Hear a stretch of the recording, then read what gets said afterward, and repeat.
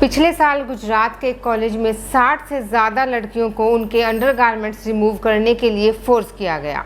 ऐसा इसलिए किया गया क्योंकि किसी ने कॉलेज प्रशासन से शिकायत की थी कि हॉस्टल में रहने वाली इन लड़कियों को पीरियड्स आए हुए हैं। बावजूद इसके ये लड़कियां रसोई में गई और वहां पर इन्होंने चीज़ों को छुआ।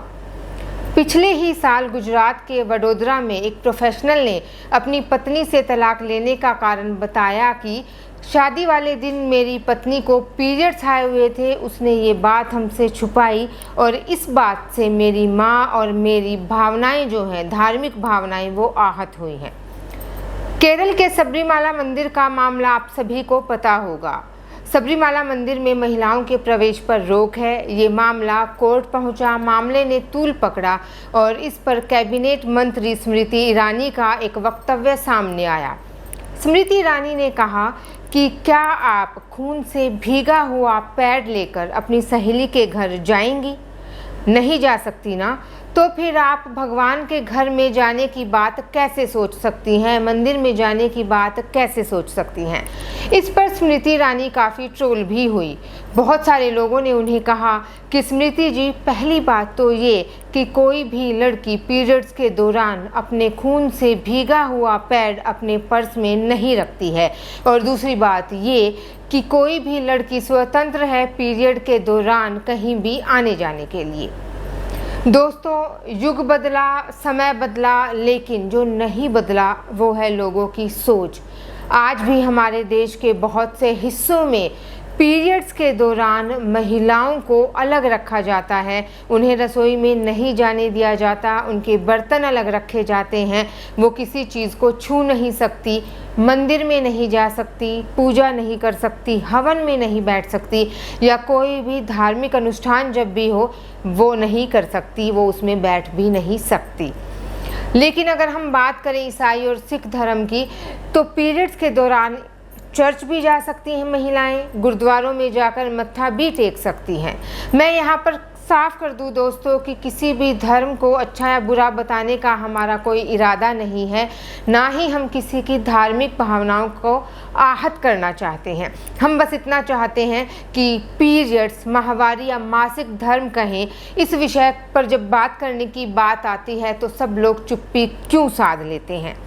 क्या आप जानते हैं कि हमारे देश के अधिकतर हिस्से ऐसे हैं जो पिछड़े इलाके हैं, वहाँ पर महिलाओं को ये पता ही नहीं कि वास्तव में मासिक धर्म है क्या। वो इसके बारे में सिर्फ इतना जानती हैं कि इसके दौरान जो है शरीर से गंदा खून निकलता है या फिर बच्चे पैदा इसी की वजह से होते हैं। हम 21वीं सदी में रह रहे हैं दोस्तों, फिर भी पीरियड्स सोशल टैबू क्यों है? क्यों आज भी जो लड़कियां हैं उनको पीरियड्स के दौरान अलग रखा जाता है? क्यों आज भी लड़कियां या महिलाएं उस दुकान से सैनिटरी पैड खरीदना पसंद करती हैं जहां पर कोई महिला हो? ऐसा क्या डर या संकोच है कि कॉलेज गोइंग लड़कियां या वर्किंग वीमेन हैं या पीरियड्स के दौरान जब भी महिलाएं और लड़कियां घर से बाहर कदम रखती हैं तो वो बार बार अपने कपड़े चेक करती हैं कि कहीं कोई दाग तो नहीं लग गया? ऐसा क्या कारण है कि आज भी लड़कियां पीरियड्स के दौरान होने वाली समस्याएं, जब उनको पेट में तीखा दर्द होता है या कमर में दर्द होता है, उनके पैरों में स्वेलिंग आती है या ब्लीडिंग ज़्यादा होती है, उल्टी आने जैसा होता है, ये तमाम परेशानियां अपने पिता या भाई को नहीं बता पाती? आज भी लड़कियां संकोच करती हैं अपने पिता या भाई से सैनिटरी पैड का पैकेट मंगवाने के लिए। दोस्तों, हमारे देश में पीरियड्स को लेकर एक Oscar winning documentary period, end of sentence और पैडमैन जैसी फिल्में भी बनी हैं। हमारे देश के प्रधानमंत्री माननीय नरेंद्र मोदी जी ने पिछले साल स्वतंत्रता दिवस पर महिलाओं के मेंस्ट्रुअल हाइजीन को लेकर बात की। सरकार 12,000 करोड़ की 1 रुपया पर पैड सुविधा ब्रांड लॉन्च स्कीम जो है वो लॉन्च करने की योजना बना रही है देश में। हमारे देश के कुछ राज्यों में जो स्कूल जाने वाली बच्चियां हैं उनको फ्री पैड देने की घोषणाएं की गई है, कहीं कहीं पर दिए भी जा रहे हैं, जिनमें हरियाणा भी शामिल है।